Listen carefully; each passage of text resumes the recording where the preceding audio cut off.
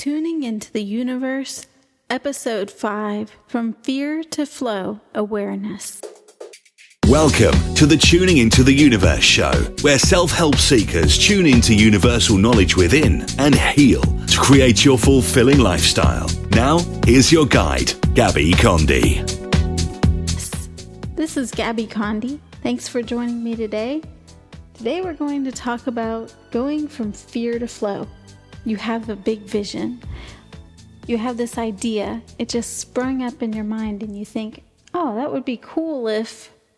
Well, it's not going to happen unless there's some action behind it. When you have an idea like that, it is yours to pursue. And it could lead to a lot of different things.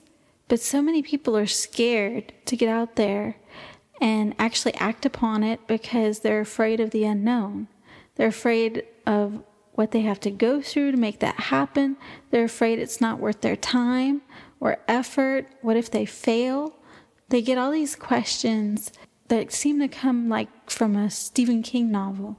Like, what if the dog gets rabies and tries to attack? What if it doesn't work out? What if it's not the right choice for you? All of these things stop you in your track from pursuing that idea, that one idea that you could be out there doing right now. I want to read to you something from Albert Einstein. The intuitive mind is a sacred gift, and the rational mind is a faithful servant. We have created a society that honors the servant and has forgotten the gift. Albert Einstein was also quoted in saying, "Imagination is more important than knowledge. For while knowledge defines all we currently know and understand, imagination points to all we might yet discover and create." So what was he saying there? When you get that creative idea, that strike of inspiration, it's your mind picking up on the things from the universe that want to be developed within you. It is your idea, and you can develop it, especially if it has turned into a passion. And the thing about that is that when you get an idea like that, let your imagination run wild. Well, what's really at stake here? If you don't do that idea, well, there could be several things. I mean, what could possibly happen that if you did that idea? Let's say that you have an inspiration for a book and you feel inspired to write it. What's at stake is that you don't know what's going to happen. It's the unknown. It could be really something spectacular. If you're writing a book, and you release it, and then people want to interview you, maybe you're releasing some new information out there, or maybe you're writing a fiction book, and these ideas are coming from you. Who knows what could happen with it? But that's the thing. People get frightened of the unknown, and then they don't take the steps that they need to do the thing that they are most passionate about that really comes through for them. My goal is to bring you back to your flow, back into your imagination, back into dreaming whatever it is that you really want to accomplish. Because I know that at some point you had a dream that you really wanted to make happen. Maybe it's not even in your career. It could be that you dreamed of having a family. It could be that you dreamed of being around a lot of people or just exploring the world. It could be that you wanted to take up a hobby, like a musical instrument. You wanted to write songs, and then you didn't. And maybe you still feel like you really want to do those things, but you haven't because you haven't let yourself go to that place where you can imagine yourself doing those things. Because really with your imagination, you can tap into accomplishing those things, but you haven't been able to see it that way. Probably because things have happened in the past. Labels, our society, people in your past have probably said something or done something that has blocked you from really feeling where you're at your center and you're empowered to be able to take those steps forward and not be afraid of the unknown, not be afraid of being seen out there in the world. Not even be afraid of going to your local park or wherever you want to go and visit. So the path to go from fear to flow starts with awareness. And what awareness is that ability to be able to notice what you're feeling in the moment, your reaction to certain things in your environment from certain people, and your ability to step back from acting in that moment, whether it's in anger or fear or sadness. It's a step back from those emotions and taking action on them to truly understand what's at the root of them and taking inspired action, which we'll get to later. Let's start with awareness. So the first part of awareness is to notice how you're feeling. Let's say that somebody said something to you and maybe you're feeling pretty low. You have a low energy. You feel like somebody mislabeled you. Maybe you're feeling angry because you know that isn't true, but maybe all you're seeing are different visions of the past that keep coming up that tell you this is true, and your mind's trying to get you to think that that is true. Or maybe you're seeing other visions where you're understanding that that's not true, that person said. The first part of awareness is to be aware of that feeling and then to ask questions to gain awareness of why you're feeling this. So some of the questions that I like to have on hand to ask to gain awareness of this struggle inside, whether you're feeling angry or you're feeling tense, you're feeling anxious in the moment, you want to ask these questions. So what is it that you're aware of in this moment? Do you feel like you've been hurt, embarrassed, angry, afraid, alone, guilty? Do you feel like you have grief? Maybe there's some shame there. Maybe you're feeling apathetic, or perhaps you're feeling lustful. So really look at those feelings. What is it that you're feeling in that moment? Number 2 is, are you experiencing symptoms from these feelings? So do you have symptoms from a body reaction to the feeling? For instance, if you've had the feeling for a while, you could be experiencing a cold or nervousness or even a disease. I mean, it could get to where it manifests in your body. You know, it's with people who've been through trauma. They have autoimmune diseases that come out. So even diseases can manifest in your body from the feelings that you hold on to as you keep going throughout life. People with trauma mostly have autoimmune diseases because they have these feelings stuck in the right side of their body because their brain can't process it until that information is moved into the left side of their brain where they can process it. And then they can let go of that feeling. That's why they keep getting repeating dreams and repeating nightmares, repeating thoughts, intrusive thoughts, and they get triggered very often, especially when they still feel like they're reliving that trauma. So those feelings keep coming up and coming up and coming up, and they will keep coming up in response to whatever situation or, incident you're in order for you to get the chance to heal it. Because it's really not born out of that particular moment. It's born out of the past. And so you have to identify what it is from the past that has created that feeling. And even before then, you have to find the thought that creates that feeling. Because the thoughts create feelings. You're going to notice the feeling before you might even notice what thought you're thinking. So the questions help you to be aware of what you're feeling and whether you're experiencing symptoms around it that possibly could be linked to something from the past you've been feeling for a while, but you haven't actually confronted it or been able to find the truth behind it so that you can release it. So another question is, have these feelings disturbed your habits? Have you reduced a once healthy habit because of these feelings? So if you're wanting to go and pick up a musical instrument, but you're afraid and you keep associating that musical instrument with that fear, then that fear is blocking you from forming a habit with that musical instrument. You're creating this destructive pattern, feeling inspired to play that instrument, but then feeling fear So you're not actually completing the action behind the inspiration that would help you to get past that fear. But you have to allow yourself to do that. But this is where awareness comes in. And a lot of people have been stuck for so long in these patterns.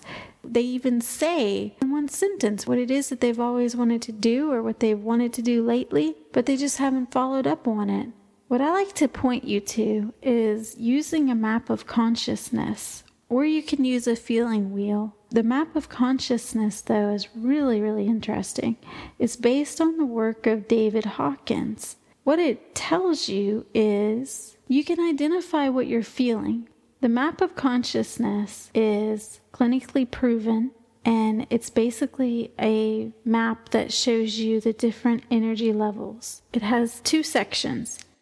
There's a power and strength section at the top, which are the higher energy vibrations and higher levels of emotion. And then there's a lower part of the map of consciousness where things are taken by force and there's weakness. So there's a creative part at the top, and then there's a destructive part at the bottom. So the creative part is all about inclusive and trying to work things out and making sure that everybody is getting their needs met. It's very a loving place to come from, a loving and accepting place to come from. And the force and weakness, the destructive place, is where judgment happens. That's mainly the thing. It's judgment that happens in your mind. And so then you're shutting that person out and you're only taking by your force, you're taking by your will and saying enough's enough, this isn't happening anymore, but not from an empowering standpoint. It's from a forceful standpoint where you lash out or you shut down. So at the very top on the map of consciousness, there's a view on God. There's a view on life, the level name, which is what energy, what emotion you're feeling, what feeling you're embodying at that level. There's a level of vibration, numbers of vibration that you're feeling. There's emotions, and there's a process that you go about carrying out that level. So at the very top, the view on God is self. The view on life is that it is. The level name is enlightenment. The vibration level is 700 to 1000. The emotions is ineffable. And in your process is that there's pure consciousness. And so I'm just going to go down one more level. The next level is your view on God is that He's an all-being. View on life is that it's perfect. The level name is peace. Vibration level is 600. Emotion is bliss. And the process is illumination. So illumination means that you're open to all opportunities. All opportunities illuminate in your mind like you can see what the opportunity is. So at the bottom level, let's go into anger. So let's say that you're still angry at that person. So the view on God there is vengeful. Maybe you wonder why God's doing that to you. Why are you doing this to me, God? Or why am I having to go through this? Haven't we dealt with this before? The view on life is antagonistic. You might be thinking that, this is going to keep happening and keep happening and keep happening. Nobody can change in this scenario. That could be one way of looking at it. You might think that it's going to stay the same, or it's going to keep repeating and nothing's going to get better. So the level here is anger. Now the vibration level, you can see how much this has dropped down. It goes down to a 150. 150 is way less than 700 to 1000, right? The emotion is hate because you're coming at a very forceful, angry place that is pushing that energy out towards the other person. And then the process is usually aggression. So if you don't take that step back and you say, look, I have to go and chill out for a little bit to think about this before I respond to you. And let's say that you respond right there in the moment and it's very negative and full of anger toward that person. The process is usually aggression. Now there is a different side of anger where even this is listed in the power and strength area, that you have the courage to speak up in that anger and just say your truth. If you're not attacking the other person, if you're saying, I feel like what you did was wrong because it violated my feelings or it hurt my feelings for whatever reason, then you would give the reason behind that. So if you're stating what it is that you're feeling in that moment, you're very aware of that, then that is coming from a different place of anger. It's using that anger and courage to speak what it is that you feel like you need to say, to speak your feelings, but it's not attacking that person. So anger at the bottom here is attacking the other person because it's coming from a place of aggression and it's very destructive. So let's go down to fear. So your view on God, if you're feeling fear, is that He's punitive.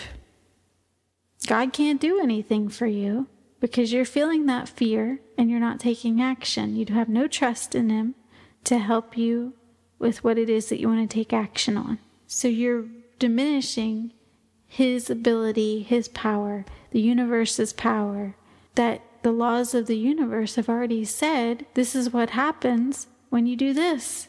You have to look at this map of consciousness as a reminder when you're in that moment of fear, that it's just a moment and it's going to pass. What can fear produce? Let's say that you're seeing that God is punitive. The universe is punitive. Its laws do not exist. There are no laws in physics and nothing ever exists. In that law, it does not apply to you. You're the only one it doesn't apply to. But that's not true. We know that if you get in a car and you go, it's going to accelerate and it's going to take off. And you know that for a fact because I'm sure you've seen it time and time again. Those laws are there just like that, time and time again. Those are going to be what is happening. But where are you coming from? Are you coming from this lower level of force and weakness? Or are you coming from a higher level of power and strength? You want to be coming from the power and strength level. And what I'm trying to do is accelerate you into awareness to get you there, to constantly be seeing where you're at, to recognize that when it comes up. Because fear sees life as frightening. So it's scary to write a book and put it out there. Why? Why is it so scary? But noticing that it's scary is the first step, because the emotions it produces is anxiety. And one of the best cures for anxiety, it's getting out there and doing it. Making a list of steps and then getting out there and making yourself do it, even if you feel the anxiety. But see, you'll have items in your toolkit, you'll have healing techniques in your toolkit to help you with that anxiety in the moment. Because the process for feeling fear is withdrawal. It means that you withdraw from whatever it is that you're wanting to do, and you don't go through with it. So you never know what could have happened if you had gone through with that thing that you really wanted to do. So now it's time for a technique of healing that'll help you when you're feeling that fear. This is what I call body talk. Your body will tell you where the feeling is stored in your body, because everything is energy. So all of your emotions, when you have the thought and they become the emotion, they become energy. Like on this map of consciousness, they're at different vibration levels within you. So the fear is at a 100 vibration level. That's a 100 energy somewhere in your body.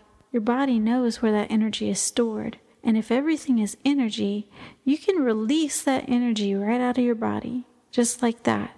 And it can change your energy back into being in flow. It's really very simple. See, the feeling, that it's generated by your thoughts. And if you don't learn how to release that energy of a feeling properly, it will get stuck in your energetic system and become a physical manifestation. So it becomes a physical manifestation on the outside of your body.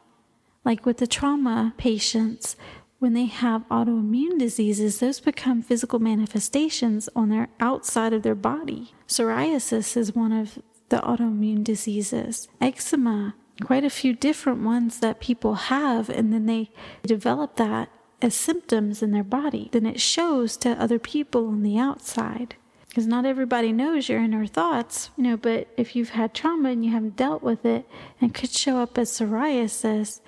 Not everybody knows that trauma is associated with autoimmune diseases, but it does show as a way for your body to say, look, there's some things you haven't dealt with here that you need to deal with.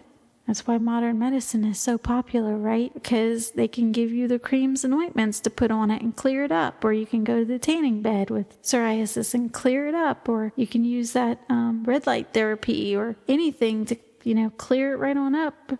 And then the outward part of the manifestation isn't showing, but you've completely missed the point. You have to deal with the inward part too, or it might come back. So your energy system, it's also an electrical system that is produced by your brain's neurons that create pathways and repeated patterns. So what that means is that these neurons create these pathways in your brain of learning. So just like earlier when we said that the person was wanting to go and play an instrument, but then felt fear, they're creating that habit where they're creating these pathways of associating that instrument with fear. Just like Pavlov's dog, the dog associated the tuning fork with the mealtime, or the bell with mealtime. And then that created a new learning with those neurons and those pathways that became a repeated pattern to the dog. So for you, that becomes a repeated pattern, whatever habit it is that you're trying to create. So it could be, destructive, where you're feeling fear and you're staying away from that instrument. Or it could be constructive and creative, where you're going towards that instrument because you find that it brings you bliss and it brings you joy when you play it, when you're creating from it. So the first thing that you want to do to determine where that energy is in your body is to ask. So all you do is you just say, let's say you're feeling anger towards that person again. So you're feeling angry. You've identified the feeling and it's angry. So you just ask yourself, where do I feel this in my body? And then take your hand and you want to put it there. So let's say that your hand automatically goes to your stomach. So you're thinking of that person and you're feeling that anger in your stomach and you're feeling it, like that energy is just boiling up in there, or maybe it's just swirling around in there and you can feel it. So then go to number 2. What feeling is associated with this place in my body? So let's say that you feel anger, but maybe you also feel something else. Maybe the word that's coming up is shock. So you feel shocked. So then when you find what feeling is associated with that place in your body, then you want to ask on a scale of 0 to 10, with 0 being neutral and 10 being that you feel the feeling at a high level of energy. You can ask yourself, what level is this energy at? So let's say that you're feeling the shock and you say, okay, it's at a 3. And what feeling is the anger? Maybe it's at a 10. Then you have a place to start with. And you understand that, okay, I'm feeling this anger and this shock right here in my stomach. So, and it's at a 10. The anger is at a 10 and the shock is at a 3. So then what you want to do is to start to move that energy out of your body. So all you do is you put your hands there and then you start moving that energy out of your body. And what I've found the exit parts to be at your feet, your hands, and your head. And sometimes it might come out of your mouth, or I've never had it come out of a person's nose, but their mouth or their head it has come out of. And so maybe you can start doing that when you're feeling that anger and you feel like you need to take a step back and you need to calm down, or you're feeling that fear and you want to get back into flow. You just want to take a moment, find that fear in your body, find out where it's at on a scale of 0 to 10, and see if you can get it down on that scale.